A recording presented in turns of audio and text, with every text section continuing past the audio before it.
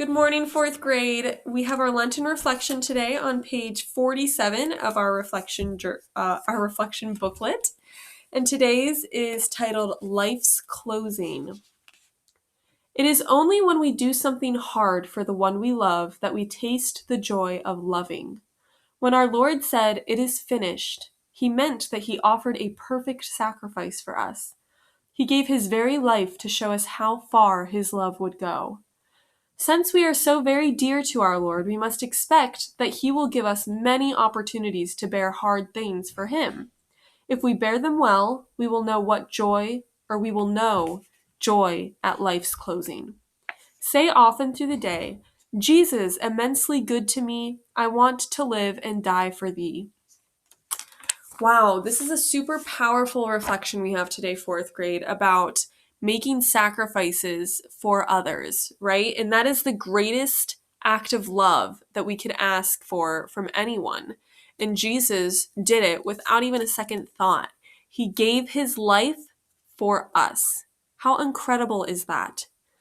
Now, I know that everyone has someone in their life that maybe they see as someone who makes sacrifices for them. So you might think of your parents making sacrifices, giving up their time in order to help you with an assignment, or always doing the laundry or doing the dishes and, making those sacrifices so that you can live a healthy and good life.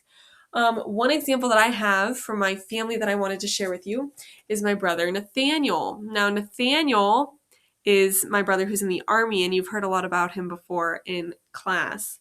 And so Nathaniel, on a daily basis, is willing, and he chose a profession to sacrifice his life for the citizens of this country and for his family, for his friends, and he's putting his life on the line in order to show us how much he loves us. This is something that Jesus showed us in his life, right?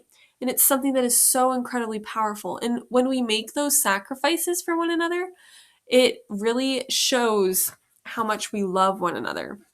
Now, our sacrifices don't have to be as big as offering up our lives, right? That's a pretty extreme sacrifice. One of the greatest sacrifices, which we see when Jesus dies on the cross. But in our lives, we can do little sacrifices, right? So instead of playing Roblox or instead of playing Minecraft, maybe you can offer up that time to go spend time with Jesus and to spend some time in prayer. Or you might offer up that time to go ahead and help your parents fold the laundry for the week. Or maybe you will, go vacuum the living room or wipe down the kitchen tables or little things like this. Now, we've talked a little bit about doing little things with great love, and those are things that are so powerful to do when you do them, right? And you'll notice that it says, if we bear them well, if we bear these sacrifices well and we don't complain about them, we don't say, "Oh, I don't want to do that, but I'm going to because I have to." No, if you do it with a smile and you do it with a happy heart, we will know joy at life's closing. So we will know what it means to feel truly joyful. And we have that sacrifice bean jar in our classroom, which we haven't been able to fill very much this Lent because we haven't been there, but remember how I said on that bean jar that in order to make a sacrifice, you have to do it with a happy heart. Because if you do something and you're giving up something and you start complaining about it, like Miss Hyrcza gave up chocolate for Lent, and so I can't eat any Oreos. Now, if every day I woke up and I was like, "Ugh, I just want to eat Oreos. I'm so annoyed. All I want is chocolate. Oh my goodness." Well, that's not really doing the sacrifice the right way, is it?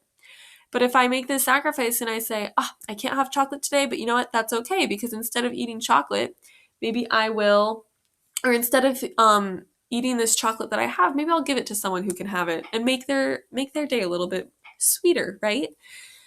So these are just little things that you can think about, and ways that you can do small sacrifices in your own life as we prepare to recognize Jesus' great sacrifice that he did for us by dying on the cross for us and showing us how much he truly, truly loves us.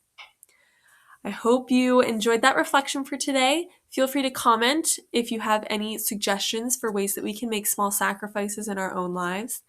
And I hope you have a great rest of your day, fourth grade. Bye.